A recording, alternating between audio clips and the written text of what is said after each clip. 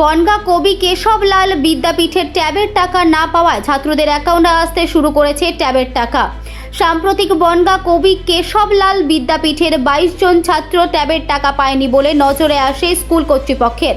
তারপরে স্কুলের পক্ষ থেকে বনগাঁ থানায় অভিযোগ জানানো হয়, সংশ্লিষ্ট ব্যাংক কর্তৃপক্ষকে মেল করা হয়। অন্যদিকে ট্যাবের টাকা না পাওয়ার কারণে সমস্যায় পড়েছিল পড়ুয়ারা। মঙ্গলবার থেকে ট্যাবের টাকা না পাওয়ায় ছাত্রছাত্রীদের অ্যাকাউন্টে আসতে শুরু করেছে ট্যাবের টাকা, তেমনই জানিয়েছেন স্কুলের প্রধান শিক্ষক দেবরাজ সরকার। এবং তিনি জানিয়েছেন এই ঘটনায় যারা যুক্ত তাদের যেন দৃষ্টান্তমূলক শাস্তি হয়। অন্যদিকে ট্যাবের টাকা পেয়ে খুশি ছাত্ররা।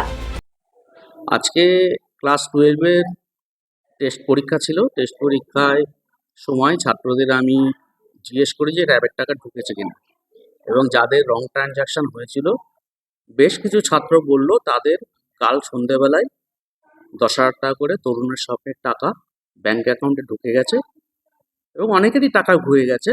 2-3 জন ছাত্র বলল তারা এখনো ব্যাংকের আপডেট নেয়নি। আগামীকাল তারা বলতে পারবে যে ব্যাংকের আদৌ টাকা ঢুকেছে কিনা তাদের ক্ষেত্রে। তবে অনেকেরই কালকে সন্ধ্যেবেলায় টাকা ঢুকে গেছে। আমি ক্লাস 12-এর সায়েন্সে পড়ি। আমার স্কুলের নাম কবি কেশবলাল বিদ্যাপীঠ।